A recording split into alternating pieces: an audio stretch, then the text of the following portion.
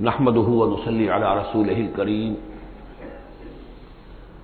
اما بعد فقد قال الله تبارك وتعالى كما ورد في سورة الطلاق اعوذ بالله من الشيطان الرجيم بسم الله الرحمن الرحيم يا أيها النبي إذا طلقتم النساء فطلقوهن لعدتهن وأحصوا العدة واتقوا الله ربكم لا تخرجوهن من بيوتهن ولا يخرجن إلا أن يأتين بفاحشة مبينة وتلك حدود الله ومن يتعد حدود الله فقد ظلم نفسه لا تدري لعل الله يحدث بعد ذلك أمرا صدق الله العظيم.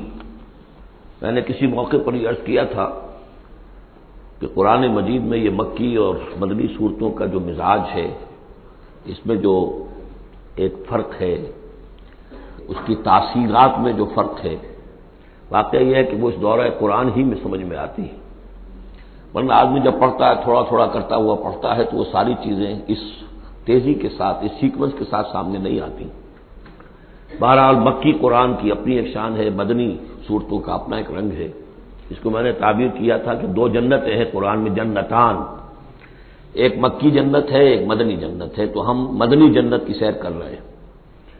8 صورتیں ہم پڑھ چکے ہیں، اب جو آخری 2 صورتیں رہ گئی ہیں اس گلدستے کی، یہ دونوں نہایت حسین جوڑے کی شکل میں ہیں. یہاں جو علامت ہے جوڑا ہونے کی وہ پہلے تو ایک ہے ظاہری، دونوں صورتیں شروع ہوں گی، سورہ طلاق بھی سورہ تحریم بھی، یا ایھا النبی یا ایھا النبی. دوسری یہ کہ دونوں کا موضوع جو ہے وہ اسلام کا معاشرتی نظام ہے. اسلام کا معاشرتی نظام اور خاص طور پر آئلی نظام، آپ کو معلوم ہے اس کی اتنی اہمیت ہے کہ سورہ بقرہ سے بات شروع ہوئی، 4 رکوع وہاں پر مفصل انہی موضوعات پر آئے. پھر سورہ نساء میں مفصل بحثیں آئیں. پھر یہ کہ سورہ نور میں، سورہ احزاب میں، پھر مجادلہ میں ہم نے دیکھا کہ ایک مسئلہ آ گیا زہار کا، اور اب یہاں پر 2 صورتیں مکمل آ رہی ہیں اس 10 صورتوں کے مجموعے میں بھی. تو اس سے اندازہ ہونا چاہیے کہ اس آئلی قوانین کا اور معاشرتی جو ویلیوز ہیں اسلام کی، ان کی کتنی اہمیت ہے اللہ تعالیٰ کے نزدیک. ان میں جو 2 جوڑے کے جو یہ 2 فرد ہیں، تو گھریلو زندگی میں 2 امکانی صورتیں پیدا ہوتی ہیں. ایک تو معتدل تو یہ ہے کہ جو اللہ کے حقوق ہیں ان کو فائق رکھا جائے، اس کے نیچے جو اللہ نے حق شوہر پر بیوی کا رکھا ہے وہ بیوی ادا کرے، جو بیوی پر شوہر کا فرض ہے وہ شوہر جو ادا کرے. تو یہ فرائض اور حقوق کا ایک توازن ہے جو اللہ تعالیٰ نے قائم کیا ہے. اگر یہ توازن خوبصورتی سے چل رہا ہے، حدود اللہ جو ہیں وہ ٹوٹ نہیں رہی ہیں، کہیں اس میں کوئی رخنا پیدا نہیں ہو رہا ہے، شوہر بھی بیوی بھی اپنے فرائض دینی کو ادا کرنے میں لگے ہوئے ہیں، چاہے ان میں ہائر لیول پر جا کر تھوڑا سا فرق ہو جاتا ہے. جو عام زندگی ہے اس میں کوئی فرق نہیں ہے، نماز عورت کو بھی پڑھنی ہے مرد کو بھی پڑھنی ہے، زکوٰۃ مرد کو بھی دینی ہے عورت کو بھی دینی ہے، روزہ عورت کو بھی رکھنا ہے مرد کو بھی رکھنا ہے، حج جو ہے وہ فرض ہے. اس کے بعد دعوت و تبلیغ میں آگے تھوڑا سا فرق ہو جائے گا کہ عورتوں کا دائرہ محدود ہو جائے گا، وہ مردوں میں جا کے دعوت و تبلیغ نہیں کریں گی، خواتین میں کریں یا اپنے محرم مردوں میں کریں، لیکن فرضیت قائم رہتی ہے. اور اس سے اوپر جا کر تیسرے لیول پر اور ذرا بالواسطہ ان کا معاملہ ہو جاتا ہے، مردوں کے ذریعے سے وہ اقامت دین کی جو میدان کے اندر معاملے ہیں، جنگیں ہیں اور میدان میں جا کر مقابلے ہیں، وہاں ان کا جو رول ہے وہ بالواسطہ ہو جائے گا. ان کے بیٹے، ان کے بھائی، ان کے شوہروں کو زیادہ سے زیادہ وہ آزادی دیں، انہیں ریلیو کریں اپنے بوجھ سے، اولاد کی پرورش کا بھی سارا بوجھ اپنے اوپر لے لیں، شوہر کا حصہ جو ہے وہ بھی خود ادا کریں تاکہ شوہر یکسو ہو کر اپنا زیادہ سے زیادہ وقت جو ہے اقامت دین کی جد و جہد میں لگا سکے. تو یہ تو ہے نارمل جو چاہیے. اب اب نارملٹی یا ادھر ہوگی یا ادھر ہوگی. ایک طرف کو ہوئی، فرض کیجیے لیفٹ کی طرف ہو گئی، اس کی معنی کیا ہے کہ مزاج نہیں مل رہا، ہر وقت کی چک چک ہے، خامخواہ جو ہے گھر جو ہے اس کے اندر اختلاف ہی اختلاف ہے، ہر وقت کی لڑائی چل رہی ہے، تو اس میں اس سے بہتر ہے طلاق ہو جائے. وہ ہے طلاق، سورہ طلاق، کہ خامخواہ اس قسم کے مسئلوں میں. لیکن یہ کہ طلاق جو آخری شکل ہے اس کے کچھ حدود ہیں، قیود ہیں، ضوابط ہیں، قواعد ہیں، قوانین ہیں، ان کی پوری پابندی ہو. جیسا کہ سورہ نساء میں ہم دیکھ چکے ہیں کہ اگر وہ علیحدہ ہو جائیں تو اللہ دونوں کو غنی کر دے گا، اس کو بھی اور اس کو بھی. اس کے لیے بھی کوئی بہتر، شوہر کے لیے بہتر کوئی بیوی عطا کر دے گا اور اس بیوی کو کوئی شوہر بہتر عطا کر دے گا. ایک دوسری انتہا یہ ہوتی ہے کہ شوہر اپنی بیویوں کی اتنی دلجوئی کرے، اتنی ان کی جو ہے پیمپرنگ جس کو کہتے ہیں کرے کہ اس میں حدود اللہ بھی ختم ہو جائے، شریعت کے تقاضے بھی ختم ہو جائیں، شریعت کے احکام بھی کہیں جو ہے پامال ہو جائیں۔ سب سے بڑھ کر یہ کہ جو اپنے فرائض ہیں، دعوت و اقامت دین کی جدوجہد کو ان کو وہ ادا نہ کر سکے، تو اہل و عیال کا اتنا لحاظ، یہ غلط ہے۔ تو دو انتہاؤں کو یہاں پر لیا گیا ہے۔ پہلی انتہا میں بھی بات کی گئی ہے حضور سے، دوسری میں بھی، اگرچہ پہلے کا سوال حضور کے لیے ہے ہی نہیں، حضور نے نہ کوئی طلاق دی نہ آپ کو طلاق دینے کی اجازت تھی، اس لیے کہ آپ کی ازواج مطہرات جو ہیں وہ تو امت کے لیے ماؤں کی حیثیت سے ہیں، اور سورہ احزاب میں ہم پڑھ چکے ہیں کہ وہ کسی اور سے بعد میں نکاح نہیں کر سکتی تھی، تو طلاق دینے کا سوال نہیں، اسی لیے آپ کو 4 کی وہ حد ہے، لمٹ ہے، اس سے بھی آگے بڑھ کر مزید نکاح کرنے کی اجازت دی گئی تھی۔ بہرحال یہ رب دیکھ لیجئے گا۔ اب آ کے ہم چلتے ہیں، وقت کی کمی کے پیش نظر زیادہ تمہید میں وقت نہیں لینا چاہتا۔ ان صورتوں پر میرے بڑے مفصل دروس موجود ہیں، وہ آپ دیکھ سکتے ہیں۔ یا ایھا النبی اذا طلقتم النساء فطلقوهن لعدتهن، اے نبی جب آپ لوگ نکاح اور اپنی عورتوں کو طلاق دیں، اب دیکھیے یا ایھا النبی واحد، طلقتم النساء فوراً جمع کا صیغہ، اس لیے کہ حضور سے بھی متعلق ہی نہیں ہے۔ حضور کو تو مسلمانوں کے نمائندے کی حیثیت سے اور معلم کی حیثیت سے اور ہادی کی حیثیت سے خطاب کیا گیا، اصل میں مسلمانوں سے ہے کہ جب تم طلاق دو اپنی بیویوں کو فطلقوهن لعدتهن، تو ان کی عدت کے حساب سے طلاق دو۔ عدت جو ہے وہ ایک تو یہ کہ طہر میں طلاق دی جائے، حیض کی حالت میں نہ ہو، اور پھر یہ ہے کہ اگر دینی ہی ہے تو پھر اس کے بعد بھی جو طلاق دی جائے وہ بھی پھر طہر کی حالت میں دی جائے۔ اس طریقے سے جو بھی قوانین ہیں، وہ احصل عدہ، عدت کا پورا لحاظ رکھو۔ وہ عدت اس طریقے سے بھی ہے کہ مطلقہ جو ہے جو عدت اس کی ہوگی اس کے اندر وہ کوئی اور شادی نہیں کر سکتی، البتہ عدت پوری کرنے کے بعد وہ آزاد ہوگی۔ عدت اس اعتبار سے بھی ہے کہ اگر طلاق رجعی ہے تو وہ اسی عدت کے اندر شوہر واپس اپنی بیوی کو لوٹا سکتا ہے، اور اگر وہ 1 یا 2 طلاقیں تھی، طلاق بائن ہو گئی ہے، ان کے درمیان سیپریشن ہو چکی ہے، تب بھی وہ بغیر کسی اور حلالے وغیرہ جس کو ہمارے ہاں کہتے ہیں کہ عورت کے لیے ضروری نہیں ہے کہ وہ کسی اور سے نکاح کرے پھر وہ طلاق دے تو سابق شوہر سے اس کا نکاح ہو، بلکہ یہ کہ وہ دوبارہ نکاح کر سکتے ہیں اگر صرف 2 طلاقوں کے بعد عدت ختم ہوئی تھی۔ تو یہ تمام قواعد و ضوابط ہیں۔ واتقوا اللہ ربکم، اور اللہ کا تقوی اختیار کرو جو تمہارا رب ہے۔ لا تخرجوہن من بیوتہن، انہیں مت نکال باہر کرو ان کے گھروں سے کہ بس غصے میں آئے ہوئے ابھی طلاق بھی نکل جاؤ میرے گھر سے، یہ نہیں، یہ قطعی غلط بات ہے۔ اس کی عدت ہے اور اس عدت کے اندر وہ تمہارے ہاں رہ سکتی ہے، تمہیں رکھنا ہے اسے اپنے ہاں۔ ولا یخرجن، وہ خود بھی نہ نکلے، الا ان یاتین بفاحشۃ مبینہ، البتہ اگر کوئی کھلی بے حیائی کی بات ہوئی ہے، کوئی بدکاری کی ہے عورت نے، وہ معاملہ اور ہو سکتا ہے کہ اس میں کوئی سختی کی جائے، عام حالات میں نہیں۔ وتلک حدود اللہ ہے، یہ اللہ کے حدود ہیں۔ ومن یتعدی حدود اللہ ہے، اور جو اللہ کی حدود سے تجاوز کرے گا فقد ظلم نفسہ، تو اس نے تو اپنے اوپر بڑا ظلم کیا۔ لا تدری لعل اللہ یحدث بعد ذلک امرا، تمہیں نہیں معلوم کہ شاید اس کے بعد اللہ تعالیٰ کوئی نئی صورت پیدا کر دے۔ غصے میں آ کے 1 طلاق دی، بیوی ابھی عدت کے اندر گھر ہی میں ہے، ہو سکتا ہے کہ وہ غصہ ختم ہو جائے، اسی میں 1 ہی طلاق دی تھی رجوع کر لیا جائے، اللہ تعالیٰ کیا پتہ ہے، اور کوئی حالات ایسے پیدا ہو جائے، نئی صورت پیدا ہو جائے کہ اس سے آگے بات بگڑے ہی نہ۔ فَإِذَا بَلَغْنَ أَجَلَهُنَّ، البتہ جب عدت پوری ہو گئی ان کی جو میعاد ہے، اب تمہیں فیصلہ کرنا ہوگا، فَأَمْسِكُوهُنَّ بِمَعْرُوفٍ أَوْ فَارِقُوهُنَّ بِمَعْرُوفٍ، یا تو اب طے کر لو کہ اگر رجوع کرنا ہے تو بس اپنے گھر میں روکو، لیکن بھلے طریقے سے، یہ نہیں کہ انہیں ستانے کے لیے روک لیا جائے، اور فارقوهن، یا پھر ان کو چھوڑ دو، ان سے علیحدگی اختیار کر دو، وہ بھی بالمعروف، بمعروف دستور کے مطابق بھلے طریقے سے۔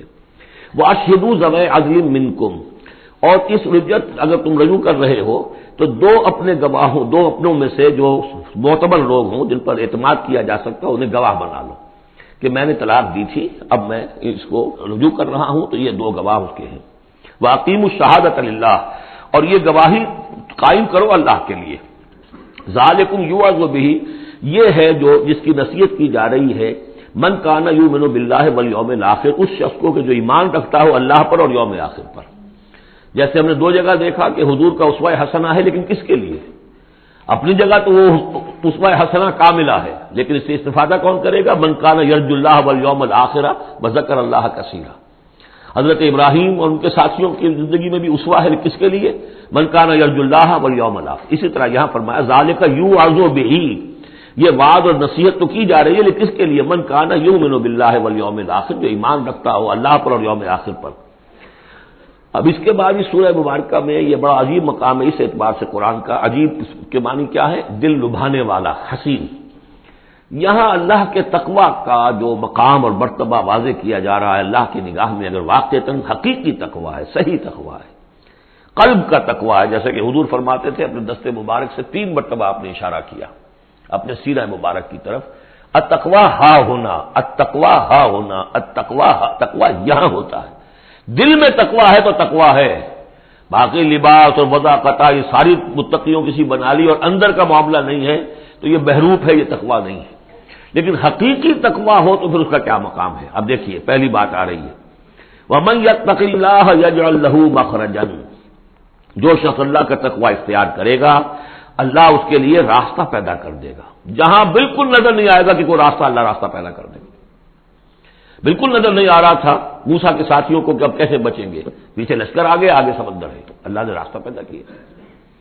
خود حضرت ابو بکر کا جو حال ہو گیا تھا کہ حضور اگر انہوں نے ذرا بھی دیکھ لیا، نیچے اپنے قدموں کی طرف بھی نگاہ ڈالی تو ہم نظر آ جائیں گے. آپ نے فرمایا لا تحزن ان اللہ معنا، راستہ نکالتا اللہ.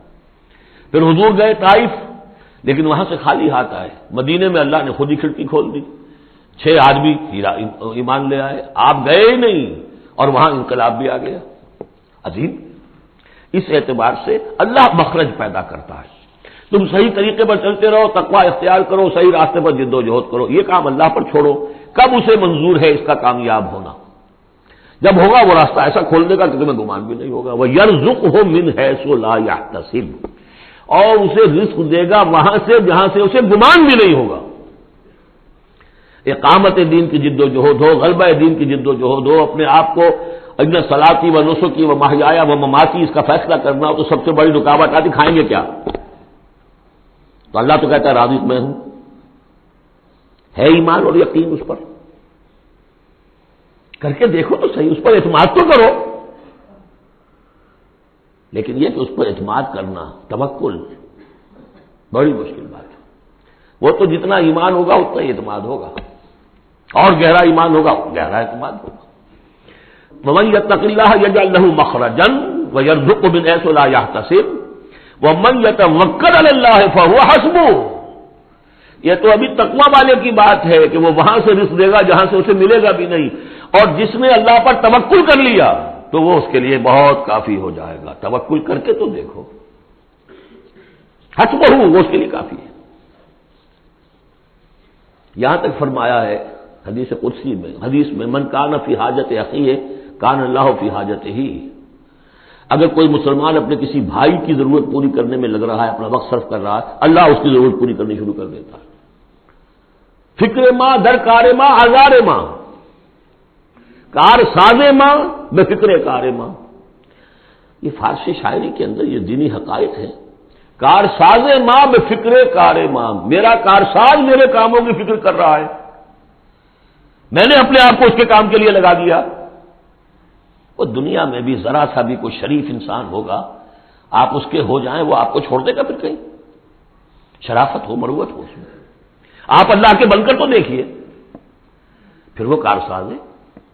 کارساز ماں بے فکر کار ماں، فکر ماں در کار ماں آزار ماں. جب میں اپنے معاملات کی فکر خود کرتا ہوں، کوئی نہ کوئی ٹھوکر کھاتا ہوں، کوئی نہ کوئی غلطی کرتا ہوں، آزار اپنے سر کے اوپر پیدا کر لیتا ہوں.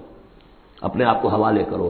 اس کا نام ہے تفویض الامر الی اللہ. افوض امری الی اللہ ان اللہ بصیر بالعباد. ان اللہ بالغ امرہ، اللہ تعالیٰ تو اپنا معاملہ تو پورا کر کے ہی رہتا ہے. وہ تو دین کو غالب کرنا ہی ہے. کون اس کے اندر نفع کما گیا، کون محروم رہ گیا، یہ ان کی قسمت ہے. ابو بکر اور عمر اور عثمان اور علی اور عبد الرحمن ابن عوف یہ اپنی بازی جیت گئے. ابو جہل ابو لہب محروم رہ گئے. یہ تو اب ان کا معاملہ ہے. اللہ تو اپنی بات پوری کرا دے گا. اور اس دنیا کے ختم ہونے سے پہلے پورے عرضی پر اللہ کا دین غالب ہوگا. یہ ہونا ہے. دیکھنا یہ ہے کہ تم اس بہتی گنگا میں کو ہاتھ دھونے کو تیار ہو یا نہیں، یا تم محرومین کی فہرست میں اپنے آپ کو لانا چاہتے ہو. بس اپنا تن من دھن لگا دو اس کے اندر. تمہاری ہڈیوں کا چورا ہو کر بھی اس نئی تعمیر کی بنیادوں میں اگر لگ جائے تو بہت بڑی کامیابی ہے. قد جعل اللہ لکل شیء قدرا، بہت عمدہ مقام ہے، اللہ نے ہر چیز کے لیے ایک اندازہ مقرر کیا ہوا ہے، کب اللہ کی مدد آئے گی یہ بھی اس نے طے کیا ہوتا ہے. You have to qualify, pre qualification conditions ہیں، تب مدد آئے گی، یوں نہیں آتی مدد. اپنا سب کچھ لگا دو پھر کہو کہ اللہ میری 15 برس کی کمائی کل میدان میں نے ڈالی ہوئی ہے، 15 برس کی کمائی، دن کی اور رات کی کوششیں ہیں میری، صبح اور شام کی کوششیں ہیں میری، 15 برس وہ میدان میں نے لا کے ڈال دی. تب پکارو اللہ کو. اپنا مال بچا کے رکھنا ہے، اپنی مستقبل کو بھی بچانا ہے، اپنی اولاد کو بھی بچانا ہے، اور اللہ کا دین غالب ہو جائے کہیں نام لکھا کے کسی جماعت میں شامل ہو کر بڑا تیر مار دیا. گویا کہ اللہ تعالیٰ تو جانتا ہی نہیں کتنی کنٹریبیوشن ہے، کتنا اثار ہے، کتنی قربانی ہے، کتنا وقت ہے، کتنی محنت ہے، اللہ جانتا ہے. باقی اس نے ہر چیز کا ایک اندازہ مقرر کیا ہوا ہے. اب اس کے بعد پھر آ رہا ہے وہی طلاق کا معاملہ. واللائی یئسن من المحیض من نسائکم، اور تمہارے ہاں کی وہ خواتین کے جن کا حیض کا سلسلہ بند ہو چکا ہو، مایوس ہو چکی ہو حیض سے، ان ارتبتم فعدتہن ثلاثۃ اشہر، اگر اس میں کوئی شک بھی ہو تو پھر 3 مہینے عدت ہو جائیں گے. اب حیض تو آ نہیں رہا کہ 3 طہور اور 3 حیض کا کوئی حساب کیا جائے. واللائی لم یحضن، اور وہ ابھی بچپن میں نکاح ہو گیا کیونکہ ہو جاتا تھا، اور ابھی بچی کو جو ہے وہ ابھی ایام شروع ہی نہیں ہوئے ہیں، تو اب ان کی عدت کیسے ہوگی اگر ان کو طلاق دے دی گئی؟ تو ان کے لیے بھی یہ کہ 3 مہینے. وَأُولَاتُ الْأَحْمَالِ أَجَلُهُنَّ أَن يَضَعْنَ حَمْلَهُنَّ، اور جو حاملہ ہوں ان کی پھر عدت یہ ہے کہ وہ وضع حمل ہو جائے، بچے کی پیدائش ہو جائے، اس کے بعد وہ ان کی جو ہے عدت ختم ہوگی. یہ بھی ہو سکتا ہے کہ پورے 8 مہینے لگ جائیں، 9 مہینے لگ جائیں، 4 مہینے ہو، 6 ہو، واللہ اعلم. وَمَن يَتَّقِ اللَّهَ، پھر دیکھیے تقویٰ، وَمَن يَتَّقِ اللَّهَ يَجْعَل لَّهُ مِنْ أَمْرِهِ يُسْرًا، جو اللہ کا تقویٰ اختیار کرتا ہے اللہ اس کے کاموں میں آسانی پیدا کر دیتا. فَسَنُيَسِّرُهُ لِلْيُسْرَىٰ، ذَلِكَ أَمْرُ اللَّهِ أَنزَلَهُ إِلَيْكُمْ، یہ اللہ کا حکم ہے جو اس نے نازل کر دیا ہے تمہاری طرف. اللہ یہ ذمہ داری لے رہا ہے اپنے اوپر. وَمَن يَتَّقِ اللَّهَ يُكَفِّرْ عَنْهُ سَيِّئَاتِهِ، اور جو اللہ کا تقویٰ اختیار کرے گا اللہ تعالیٰ اس کی برائیوں کو، اب یہ آخرت کا معاملہ ہو رہا ہے، اس کی برائیوں کو، اس کے گناہوں کو اس کے نامہ اعمال سے دھو دے گا. وَيُعْظِمْ لَهُ أَجْرًا، اور اس کے لیے بہت بڑا اجر اور ثواب ہے جو عطا کرے گا. اسکنوہن من حیث سکنتم من وجدکم، اب کسی عورت کو طلاق دی ہے، ایک طلاق دی ہے، عدت میں رکھنا ہے گھر میں، وہ پہلے آ چکا ہے، لیکن گھر میں ایسا نہ ہو کہ کہیں کسی ملازمہ کی کوٹڑی میں ڈال دو اس کو. اسکنوہن من حیث سکنتم، وہیں رکھو جہاں تم رہتے ہو، من وجدکم، جو بھی تمہاری جو مقدور ہے اس کے مطابق، اسی سٹیٹس کے ساتھ. ولا تضاروہن لتضیقوا علیہن، اور انہیں کوئی تکلیف نہ پہنچاؤ کہ ان پر تنگی کر دو کہ وہ خود ہی جلدی سے روانہ ہو جائیں، گھر چھوڑ کے نکلنے پہ مجبور ہو جائیں. وَإِن كُنَّ أُولَاتِ حَمْلٍ، اور اگر وہ حاملہ ہوں، فَأَنفِقُوا عَلَيْهِنَّ، تو اب ان کے اوپر خرچ کرو، ان کا دان نفقہ وہ تمہارے ذمے ہے. حَتَّى يَضَعْنَ حَمْلَهُنَّ، یہاں تک کہ پھر وہ واضح حمل سے فارغ ہو جائیں. فَإِنْ أَرْضَعْنَ لَكُمْ، پھر اگر وہ تمہارے لیے، تمہارے بچہ تو تمہارا ہے، اس کو اگر دودھ پلاتی ہیں، فَآتُوهُنَّ أُجُورَهُنَّ، تو انہیں ان کا اجر اور ان کا بدلہ عطا کرو. وَاعْتَمِرُوا بَيْنَكُم بِمَعْرُوفٍ، اور آپس میں مشورہ کر لیا کرو بڑے بھلے طریقے سے. اگر طلاق بھی ہو گئی کوئی بات نہیں، انسان تو ہے نا، انسانی سطح پر، اب شوہر بیوی نہیں رہے لیکن انسان تو ہے، انسانی سطح کے اوپر بات کر لی جائے. وَاعْتَمِرُوا بَيْنَكُم بِمَعْرُوفٍ وَإِن تَعَاصَرْتُمْ، اور اگر کہیں ایسی زدم زدہ ہو جائے کہ بیوی کہ میں تو دودھ نہیں پلاتی یا کوئی اور مسئلہ ہو، فَسَتُرْضِعُ لَهُ أُخْرَىٰ، تو پھر کوئی اور عورت جو ہے اس کو دودھ پلائے. لِيُنْفِقْ ذُو سَعَةٍ مِّن سَعَتِهِ، اب اس تمام معاملے میں جو بھی شوہر ہے وہ خرچ کرے، جو وسعت والا ہے وہ اپنی وسعت کے مطابق خرچ کرے، جو اس کا بھی سطح اللہ نے اسے دی ہے اس کے مطابق. وَمَنْ قُدِرَ عَلَيْهِ، اور جس کے اوپر اللہ تعالیٰ نے رزق کی کوئی تنگی رکھی ہے، ناپ تول کر دے رہا ہے، کوئی فراوانی نہیں ہے، فَلْيُنْفِقْ مِمَّا آتَاهُ اللَّهُ، تو وہ خرچ کرے اس میں سے جو اللہ نے اس کو دیا ہے. لَا يُكَلِّفُ اللَّهُ نَفْسًا إِلَّا مَا آتَاهَا، اللہ تعالیٰ کسی جان کو ذمہ دار نہیں بنائے گا مگر اسی حد تک جو کچھ کے اس نے اسے دے رکھا ہے. کشادگی دی ہے تو اپنی اس بیوی جو ہے متعلقہ اس کے اوپر تم رکھو، کشادگی رکھو، تنگی ہے تو ٹھیک ہے اس حساب سے دو، اللہ تو جانتا ہے. سَيَجْعَلُ اللَّهُ بَعْدَ عُسْرٍ يُسْرًا، یقیناً اللہ تعالیٰ جو ہے اس کے لیے سختی کے بعد آسانی بھی پیدا کر دے گا. وَكَأَيٍّ مِّن قَرْيَةٍ أَتَتْ أَمْرَ رَبِّهَا، اور کتنی ہی بستیاں ایسی ہیں جنہوں نے اپنے رب کے حکم سے سرکشی کی، وَرُسُلِهِ، اور اپنے رسولوں سے سرتابی کی، ان کا کفر کیا.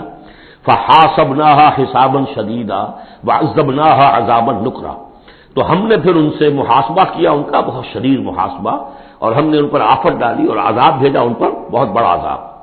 فذاقت وبال امرها، پھر ان بستیوں نے اپنے معاملے کی پوری سزا جو ہے بھگت لی۔ وکان عاقبت امرها خسرا، اور یقیناً جو ابھی عاقبت والا معاملہ آنے والا ہے، ان کے معاملے کا جو ابھی عاقبت ہے وہ تو پھر بڑے ہی ٹوٹے والا معاملہ ہے۔ اعد اللہ لهم عذابا شدیدا، اللہ تعالیٰ نے ان کے لیے بڑے شدید عذاب کو تیار کیا ہوا۔ فاتقوا اللہ یا اولی الالباب، تو اے ہوش مندو اللہ کا تقوی اختیار کرو، وہی تقوی جس کے اوپر چار مختلف طور سے بات ہو چکی ہے۔ الذین آمنوا، اے وہ ہوش مندو جو ایمان بھی لے آئے ہو، اللہ کا تقوی اختیار کرو۔ قد انزل اللہ الیکم ذکرا، اللہ نے تمہاری طرف ذکر نازل کر دیا ہے۔ یہ آیت بڑی اہم ہے، ذکر کی آگے وضاحت آ رہی۔ ذکر سے مراد کیا ہے؟ رسولا یتلو علیکم آیات اللہ مبینات لیخرج الذین آمنوا وعملوا الصالحات من الظلمات الی النور، رسول کہ جو پڑھ رہا ہے آیات اللہ کی تم پر، تمہیں سنا رہا ہے، اور وہ آیات بینات ہیں تاکہ نکالے وہ تمہیں، ان لوگوں کو جو ایمان لائے اور جنہوں نے نیک عمل کیے، اندھیروں سے نور کی طرف۔ تو ذکرا، قد انزلنا الیکم ذکرا، اور ذکرا کی وضاحت رسولا یتلو علیکم آیات اللہ مبینات، یہی بات پھر آگے جا کے سورہ بینہ میں آئے گی، ابھی صرف نوٹ کر لیجئے، پھر جا کر بات پوری واضح وہاں ہوگی۔ ومن یؤمن باللہ ویعمل صالحا یدخلہ جنات تجری من تحتہا الانہار خالدین فیہا ابدا، اور جو کوئی اللہ پر ایمان رکھتا ہے اور نیک عمل کرتا ہے، اور نیک عمل سے مراد ایمان کے جملہ تقاضے۔ اب نیک عمل جب مکے میں جب تھے حضور، نیک عمل کیا تھا؟ ابھی شراب بھی حرام نہیں ہے، جوا بھی حرام نہیں ہے، سود بھی حرام نہیں ہے، پہلے 10 برس نماز پنجگانا بھی نہیں ہے، اس وقت نیک عمل کا کیا مطلب ہے؟ اللہ پر ایمان اور اس کی دعوت، اور تکلیف آئے تو استقامت اور جھیلنا۔ نماز آئی تھی، رات کو کھڑے رہا کرو اللہ کے سامنے، اس وقت کا نیک عمل یہ تھا۔ اب جیسے جیسے آیا مدینے میں آ گئے، اب جہاد ہے، قتال ہے، انفاق ہے، مال خرچ کرو، اب روزہ بھی فرض کیا گیا، اب نماز پنجگانا بھی جو ہے 2 سال پہلے ہو چکی ہے، اب تمہارے اوپر زکوٰۃ بھی ایک نصاب کے حساب سے آ گئی ہے، عشر بھی آ گیا ہے، اب یہ ہے۔ تو جس وقت دین کا جو تقاضا ہے وہ پورا کرنا، جملہ تقاضے، وہ عمل صالح ہے۔ ہمارا تصور یہ ہوتا ہے جہاں قرآن میں عمل صالح آیا، نماز، روزہ، ذکر، یہ اذکار، یہ ہمارے ذہن میں آتا ہے، ہم اس کو پڑھتے ہیں اپنے ذہن میں صرف ان چیزوں کے حوالے سے، جبکہ عمل، جدوجہد، محنت، وہ ہر جگہ جو حکم ہے اس وقت کا حکم ہے۔ ومن یؤمن باللہ ویعمل صالحا یدخلہ جنات تجری من تحتہا الانہار خالدین فیہا ابدا، وہ داخل کرے گا ان باغات میں جن کے نیچے ندیاں بہتی ہوں گی، اور اس میں وہ رہیں گے ہمیشہ ہمیش، ابدا۔ قد احسن اللہ لہ رزقا، اللہ تعالیٰ نے اس کے لیے بڑا عمدہ رزق فراہم کیا ہے۔ اب ایک آیت آ رہی ہے جو آیات متشابہات میں سے ہے، تاحال اللہ الذی خلق 7 سماوات، ویسے تو یہ کہ 7 آسمانوں کا معاملہ بھی میں بار بار عرض کرتا رہا ہوں کہ ابھی آیات متشابہات میں شمار ہوگا۔ وَمِنَ الْأَرْضِ مِثْلَهُنَّ، اللہ تعالیٰ نے 7 آسمان بنائے ہیں اور زمین میں سے بھی اتنی ہی، ویسی ہی، گویا کہ زمینیں بھی کوئی 7 زمینیں ہیں۔ اب اس پر یہ ہے کہ مختلف مفسرین نے اپنے اپنے اندازے، زمین کے 7 طبقات ہیں یا کچھ اور، لیکن بہرحال ابھی ہم نہیں سمجھ سکیں گے، کوئی 7 زمینیں بھی ہیں، کسی وقت آ کر یہ حقیقت منکشف ہو جائے گی۔ یتنزل الامر بینہن، اور یہ آسمان اور زمین کے درمیان اللہ کا امر نازل ہوتا ہے، جیسے کہ ہم پڑھا ہے سورہ سجدہ میں، یدبر الامر من السماء الى الارض ثم یعرج الیہ فی یوم کان مقدارہ 1000 سنۃ مما تعدون، یہ 1000 سال کی اللہ تعالیٰ کی ایک پلاننگ ہوتی ہے، آسمان سے زمین کی طرف اس کا فیصلہ جو ہے وہ آتا ہے، فرشتے لے کر آتے ہیں، تنفیذ ہوتی ہے، اور پھر یہ کہ وہ امر جو ہے اٹھا لیا جاتا ہے۔ اب اگلے 1000 سال کا دوسرا امر ہے جو اللہ کی طرف سے اگلے دن کا لیے طے ہو چکا ہے۔ لِتَعْلَمُوا أَنَّ اللَّهَ عَلَىٰ كُلِّ شَيْءٍ قَدِيرٌ، تمہیں اس کا یقین رہنا چاہیے کہ اللہ تعالیٰ ہر چیز پر قادر ہے۔ میں نے یہ بات عرض کی ہے کہ 2 صفات اللہ کی ہیں جس میں یہ انتہائی اہمیت کے ساتھ عَلَىٰ كُلِّ شَيْءٍ قَدِيرٌ بِكُلِّ شَيْءٍ عَلِيمٌ، ان 2 صفات کا تو مراقبہ اتنا گہرا ہونا چاہیے کہ کبھی شک نہ آنے پائے کسی چیز کے بارے میں۔ وَأَنَّ اللَّهَ قَدْ أَحَاطَ بِكُلِّ شَيْءٍ عِلْمًا، دیکھیے دوسری بھی آ گئی، علم، اور یہ کہ اس نے ہر شے کا، اس کے علم کا احاطہ کیا ہوا ہے۔ نہ اس کی قدرت سے باہر کچھ ہے، نہ اس کے علم سے باہر کچھ ہے۔ بارک اللہ لی و لکم فی القرآن العظیم ونفعنی وإیاکم بالآیات والذکر الحکیم۔